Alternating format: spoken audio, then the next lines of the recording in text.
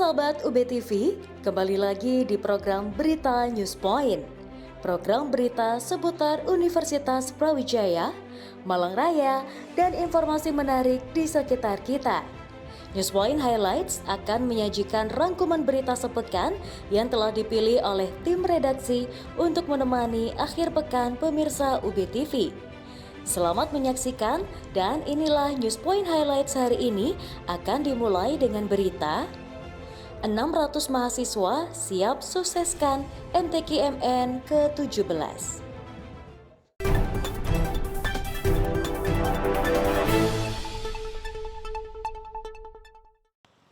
Menyambut ribuan kafilah dari ratusan perguruan tinggi dalam kegiatan MTQ-MN 2023 membutuhkan panitia dalam jumlah yang tidak sedikit.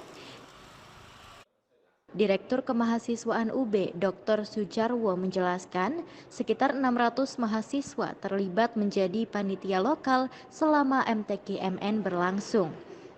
Dari tim PIC yang bertugas untuk MTQ-MN, kita bersama-sama dengan Forum WD3, dengan adik-adik mahasiswa, sekitar hampir 600 mahasiswa yang terlibat dalam kepanitiaan, sehingga insya Allah semuanya bareng-bareng kita selesaikan, sehingga tantangan terbesarnya saya pikir adalah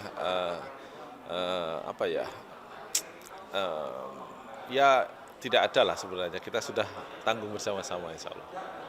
Hingga saat ini, Ino Sujarwo mengaku tidak ada hambatan berarti yang terjadi karena panitia pusat dan lokal kompak untuk berkoordinasi intensif mensukseskan MTQ-MN. Kesibukan panitia registrasi di Gedung Samata Krida UB mulai nampak sejak pagi tadi. Puluhan petugas registrasi sudah duduk di meja masing-masing untuk menerima peserta dari berbagai kampus. Menurut Koordinator Pendaftaran Anissa, sejak pagi sudah terdapat 30 kafilah melakukan registrasi dan akan terus bertambah hingga besok. Kami Delegasi Politeknik Negeri Samarinda akan mengikuti 6 lomba, insya Allah, tilawah, tartil, pahmil Quran, syarihil Quran, hatil Quran, dan hifzil Quran yang 10 juz, Alhamdulillah. Ini rombongan kami semua dari Kapilah Politeknik Negeri Samarinda. Terima kasih. Setelah registrasi, panitia akan mengarahkan peserta untuk mengikuti rangkaian kegiatan lainnya, yaitu ta'aruf dan pawai sebelum pembukaan yang berlangsung pada Sabtu malam besok.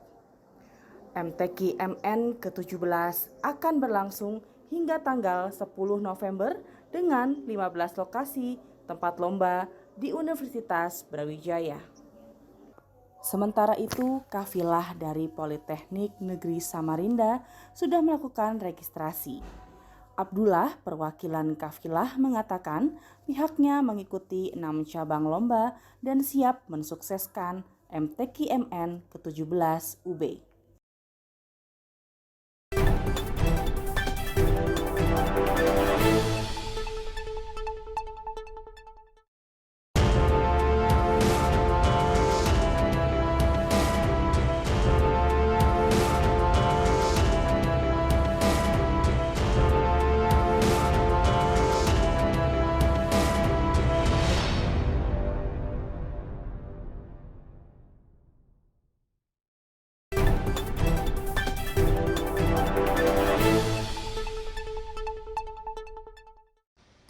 Rekayasa arus keluar dan masuk UB diberlakukan selama pelaksanaan MTQ-MN UB ke-17 yang mulai berlangsung hari ini.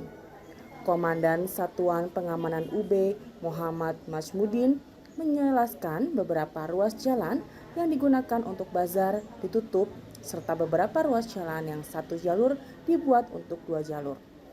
Panitia juga mempersiapkan kantong parkir untuk peserta MTQ-MN. Pengamanan kegiatan-kegiatan skala nasional, kita punya pengamanan khusus, baik pengamanan di masing-masing tempat kegiatan ataupun pengamanan untuk pengaturan kendaraan dan lain-lainnya. Karena kegiatan MTQ-MN menggunakan beberapa jalur akses jalan di Brawijaya, maka otomatis jalan-jalan tersebut harus kita tutup, kemudian kita alihkan melalui jalur-jalur yang lain. Nah, untuk jalur via FEB yang biasanya satu jalur, kita rekayasa menjadi 2 jalur. Sementara jalur-jalur yang kita tutup sepanjang jalan depan Fakultas Ekonomi Bisnis dan Gedung Pascasarjana, kemudian selatan MRP sampai selatan Gedung Pascasarjana Ekonomi dan selatan FTP. Untuk keamanan selain dari panitia dan petugas keamanan kampus, panitia juga berkoordinasi dengan pihak kepolisian dan TNI, terutama untuk membantu arus lalu lintas jalur keluar masuk Universitas Brawijaya. Program Bangkit merupakan salah satu program yang bertujuan mencetak talenta muda dalam bidang pengembangan teknologi. Dunia teknologi saat ini sudah berkembang dalam kehidupan keseharian dan menjadi mitra baru dalam bidang ekonomi. Menurut Koordinator Bangkit UB, Intan Sartika Roadshow ini merupakan sarana bagi mahasiswa mendapatkan informasi program Bangkit. Untuk roadshow dari Bangkit kali ini kami mengundang langsung narasumber dari program Bangkit, program manajer dengan Mbak Mutiara Arumsari. Bangkit sendiri merupakan bagian dari program Merdeka Belajar Kampus Merdeka yang diadakan oleh Kemendikbudristek Dikti, dan program Bangkit ini merupakan bagian dari studi independen bersertifikat di mana mahasiswa bisa memilih satu di antara 3 learning path atau rencana pembelajaran, yaitu machine learning, kemudian mobile development, dan juga cloud computing. Mahasiswa Universitas Brawijaya diharapkan dapat memanfaatkan program Bangkit sehingga setiap tahunnya terdapat mahasiswa yang terlibat dalam program inkubasi tersebut. Kali ini kami juga ingin mengundang mahasiswa untuk turut mendaftar berpartisipasi dalam program Bangkit yang akan dilaksanakan pelaksanaannya di Januari, mulai Januari atau Februari 2024 mendatang selama 1 semester, dan kami juga berharap mahasiswa bisa termotivasi dengan adanya kakak-kakak tingkat mereka yang dalam program Bangkit sebelumnya menjadi bagian dari tim yang lolos untuk didanai atau menjadi tim inkubasi. Ada 5 tim dari Universitas Brawijaya, dan mereka nanti akan presentasi juga akan aplikasi yang sudah dirancang. Ketua Umum IKUB Muhammad Zainal Fatah mendorong agar pengurus daerah dan cabang alumni aktif melakukan kegiatan yang bersentuhan langsung dengan masyarakat maupun alumni muda. Saat ini para pengurus daerah seperti Madura, Jatim, Kediri, dan lainnya sudah mulai bergerak berkolaborasi dengan elemen lain. Pola ini akan dikembangkan oleh IKUB agar berdampak besar bagi masyarakat. Kita itu sudah jalan terus nih, nggak berhenti. Meskipun belum pelantikan, program kayak kemarin waktu mahasiswa baru kita buka posko. Karena kita lihat posko kesehatannya kurang banyak, kita bikin, kita mobilisasi. Di Kediri, di Madura, teman-teman sudah melakukan kegiatan-kegiatan. Jadi nanti kegiatan itu gimana caranya masing-masing cabang, masing-masing daerah melakukan kegiatan serentak daripada kita memobilisasi ke satu tempat yang habis di ongkos itu. Tapi dampak kepada masyarakat sekitar berkurang. Mungkin ke depan memang kita desain kegiatan yang dihela oleh pengurus pusat yang sifatnya nasional. Tentu misalkan ada kolaborasi, ada gathering, ini untuk meningkatkan silaturahmi. Nanti mungkin ada charity, kegiatan yang sifatnya charity untuk mengumpulkan dana untuk membantu para alumni-alumni muda. Tadi Pak Rektor sampaikan juga ada sertifikasi macam-macam, nanti kita carikan dari situ. Melalui kegiatan tersebut, pengurus pusat berharap agar kegiatan cabang dan daerah dapat dilakukan serentak sehingga memudahkan untuk koordinasi dan pelaksanaan. Zainal optimis langkah IKUB akan semakin bagus untuk bersinergi dan memberikan kontribusi bagi kampus dan masyarakat.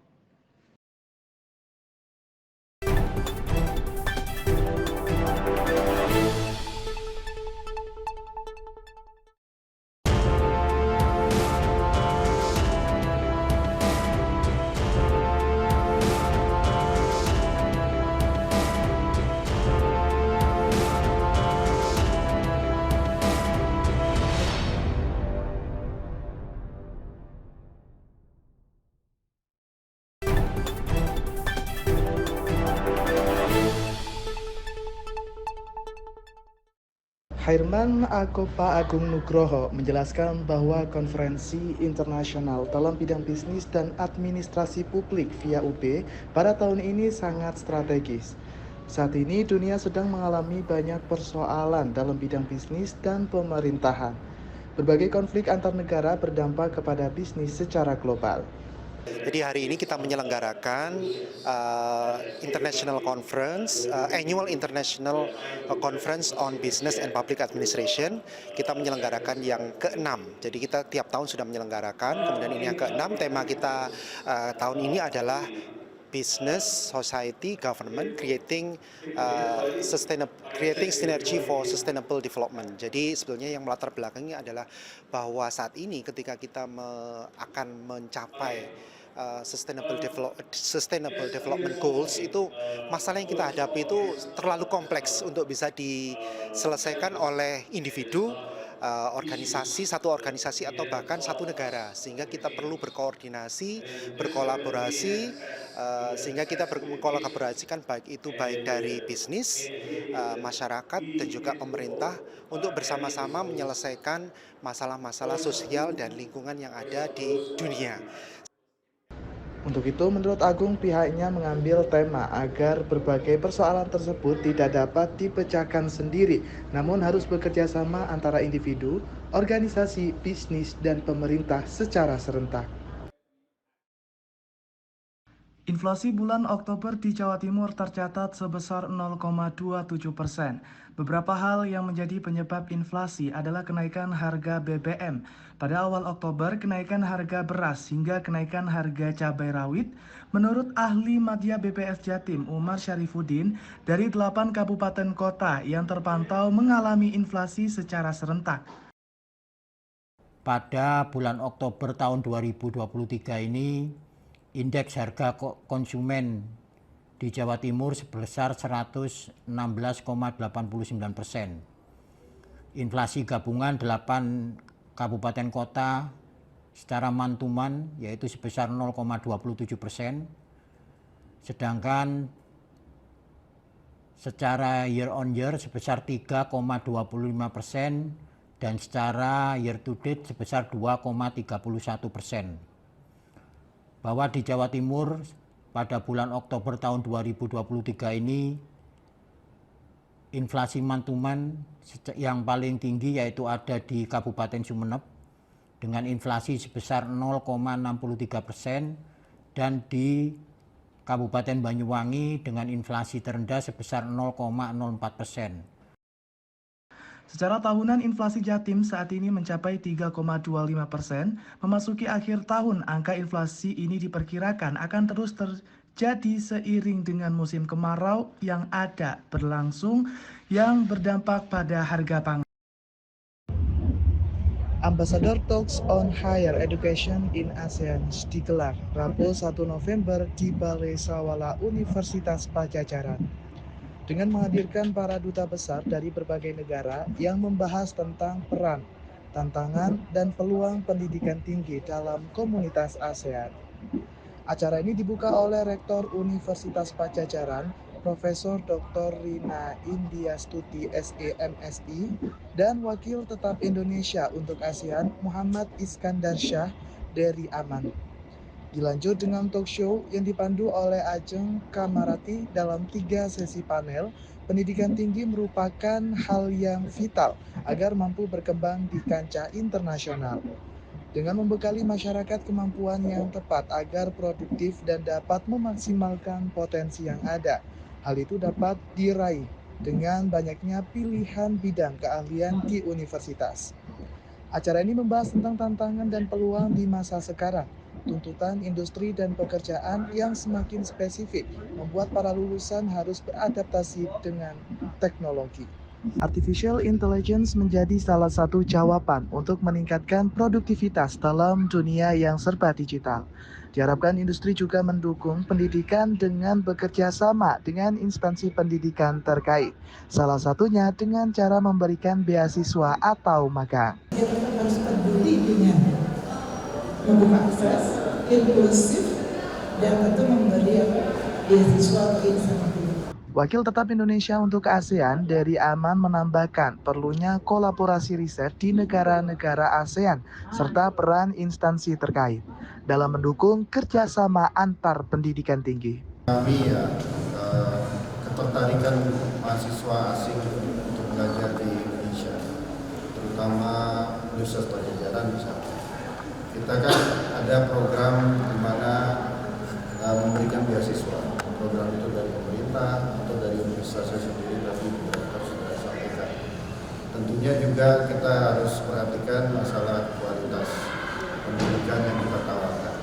Tadi kan disebut oleh direktur ada Kamboja, Laos, Myanmar, Timor Leste yang selama ini kita berikan beasiswa itu. Jadi kembali lagi, kalau menurut saya bagaimana daya tarik yang bisa ditampilkan oleh kita Indonesia ini kepada para mahasiswa di Bali. Universitas Pajajaran memiliki program beasiswa Magister untuk mahasiswa ASEAN dalam mewujudkan inklusivitas pendidikan di kawasan ASEAN. Dari Jatinangor, Sumedang, Anissa Rahayu, Muji Thomas, Diva Unpad TV melaporkan untuk UB TV.